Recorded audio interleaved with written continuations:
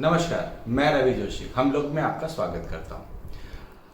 विशाखापट्टनम में गैस का रिसाव हुआ और 11 निर्दोष लोग मारे गए। एक प्राइवेट कंपनी जो कि पॉलीमर्स बनाती है, उस कंपनी ने अपनी सुरक्षा मानकों का ध्यान नहीं रखा और 11 निर्दोष लोगों की जान चली गई। इस घटना ने मुझे 1984 में भेज दिया, जब यूनियन कार्बाइड नाम की एक कंपनी से गैस का रिसाव हुआ और हजारों लोगों के, मतलब मरे हुए व्यक्तियों के आंकड़ों के बारे में कोई तय संख्या ही नहीं है। सरकार 3,200 कुछ बताती है, लेकिन जो लोग इसको देखा, जिन लोगों ने इसे देखा, जो लोग इसे समझते हैं, वो इसकी संख्या 25,000 से ज़्यादा बताते हैं। आज तक उस गैस से प्रभावित होकर 25,000 से ज़्यादा लोग मारे जा चुके हैं।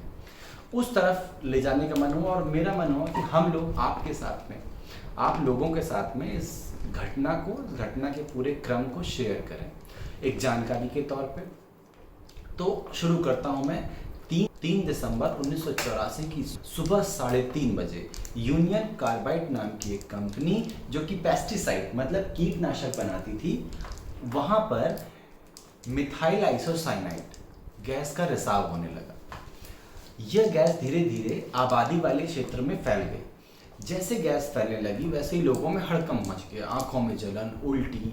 लोगों को समझ नहीं आया कि ये क्या, कि आकाशीय ताप है जो हम लोग इतने परेशान हो रहे हैं। चिल्लाहट चारों तरफ, लोग भाग रहे हैं, दौड़ रहे हैं, बहुत सारी। अगर आप गूगल में डालेंगे भोपाल गैस ट्रेजेडी और इमेज देखेंगे, ऐसी मार्मिक तस्वीरें आती हैं कि अगर आपका हृदय कमजोर हो तो आप फूट फूट के रोने भी लगेंगे। लेकिन देखिए, त्रासदी के बारे में सारी चीज़ें तो आपको मिल जाती हैं, लेकिन मैं आपको उस क्रम की ओर ले चलता हूं जो हमें झंझोड़ता है।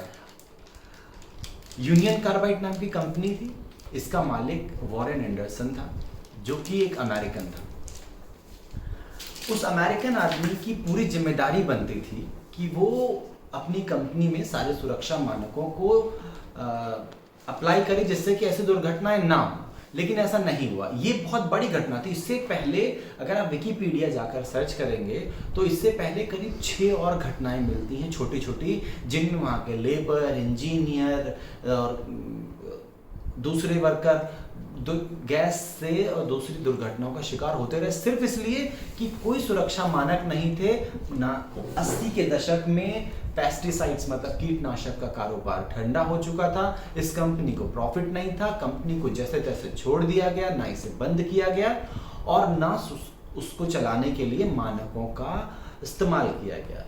ऐसा नहीं है कि ये 1984 से पहले, इस दुर्घटना से पहले इस बात को उठाया नहीं गया। इस दुर्घटना से पहले इस बात को उठाया गया था, लेकिन सरकार ने नजरअंदाज कर दिया। सरकार ने किया क्या, वो हमें हमारे भारतीय होने पर गर्वान्वित महसूस नहीं कराता। मैं चलता हूं उस ओर। जब ये दुर्घटना हो गई तो वॉरेन एंडरसन बाहर थे। मैं आपको पूरी डिटेल के साथ बताऊंगा कि 3 दिसंबर को जब ये घटना हुई, उस दिन शाम को किशन नगर थाने में एक रिपोर्ट FIR दर्ज हुई इस कंपनी के मैनेजिंग डायरेक्टर MD मतलब वॉरेन एंडरसन के खिलाफ। 7 दिसंबर को वो सुबह भोपाल पहुंचे तो बाकायदा वहाँ के जो सुपरिटेंडेंट ऑफ पुलिस SP और डिस्ट्रिक्ट मजिस्ट्रेट साहब उनको लेने पहुंचे। और लेकर कहाँ गए? एक एम्बेसडर में बिठा के बढ़िया मेहमान नवाजी करने के लिए उसी कंपनी के रेस्ट हाउस पर ले गए और वहां से उन्होंने घोषणा करी कि एंडरसन को बंदी बना लिया, मतलब उनको गिरफ्तार कर लिया गया है। इसके बाद सुना जाता है कि मुख्यमंत्री अर्जुन सिंह हुआ करते थे उस समय। सुना जाता है कि अर्जुन सिंह जी को एक फोन आया और उन्होंने आनन फानन में बिल्कुल तैयारी के साथ बोला कि इनको दिल्ली भेजना है। इनको मतलब वॉरेन एंडरसन को। SP साहब खुद उनको स्पेशल मतलब विशेष विमान में बिठाकर दिल्ली के लिए रवाना किया और उनके साथ एक DSP रैंक का अफसर भी गया, जिसकी ये जिम्मेदारी तय करी गई कि वो उन्हें अमेरिका की फ्लाइट पे बिठाकर वापस आएगा। उसके बाद वो दिल्ली पहुंचे, दिल्ली से अमेरिका के लिए फ्लाइट ली, अमेरिका पहुंचे और अमेरिका मतलब पहुंच गया। अब अमेरिका पहुंचने के बाद तो कोई कुछ कर नहीं सकता था। सरकार ने सिर्फ इतना किया कि 25,000 का एक बॉन्ड उनसे साइन करवाया था और शायद ये उस बॉन्ड में लिखा हुआ था कि जब कोर्ट का ट्रायल होगा तो वो यहाँ पर आएंगे, उस ट्रायल में शामिल होने। लेकिन इन सभी चीज़ों को वॉरेन एंडरसन ने ठेंगा दिखा दिया, जो कोई भी व्यक्ति, कोई भी बिजनेसमैन दिखा देता। उसके बाद वॉरेन एंडरसन 2014 में उनकी मौत की खबर आ गई। फिर 2010 में इससे पहले एक आयोग बना था, जस्टिस कोचर का, ML कोचर का आयोग बना था, जिसको ये जिम्मेदारी दी गई थी कि वो स्पेशल रिमांड दिलाए जाने को लेकर इन्वेस्टिगेट करें, जिसमें हाथ कुछ नहीं लगा। मतलब जब आपके देश में 3,000 लोग मर जाते हैं किसी फॉल्ट की वजह से, किसी की गैर जिम्मेदाराना व्यवहार की वजह से, चिताने के बाद भी वो नहीं चेतता है, और 3,500-4,000 लोगों का जो आंकड़ा सही नहीं, मतलब इसके कई गुना ज़्यादा लोगों के मरने का कारण बन जाता है, उसके बाद भी उसको भगा दिया जाता है। आज तक ये केस, अब तो वॉरेन एंडरसन रहे नहीं, अर्जुन सिंह जिन्होंने भगाया, केंद्र में राजीव गांधी की सरकार थी, और अमेरिका की इंटेलिजेंस एजेंसी ये साफ साफ कहती है कि इसमें राजीव गांधी ने सामने से हस्तक्षेप किया, और अर्जुन सिंह को ये निर्देश दिए गए कि इन्हें सुरक्षित दिल्ली हवाई अड्डे तक पहुंचा दिया जाए।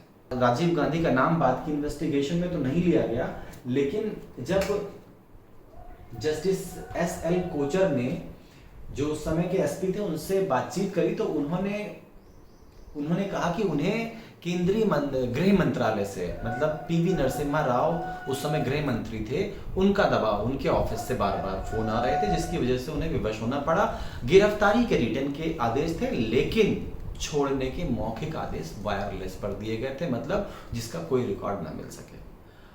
इसी वजह से इतने सारे लोग मरे, निर्दोष लोग मरे, गरीब लोग मरे, अमीर लोग मरे, सब मरे, लेकिन जिम्मेदारी किसी की नहीं तय की गई, किसी को एक दिन की भी सजा देने में उस समय की सरकार नाकाम रही। इसलिए ये मेरे लिए और हर एक सच्चे देशभक्त के लिए, हर एक देशवासी के लिए बहुत ही कलंक जैसी घटना है।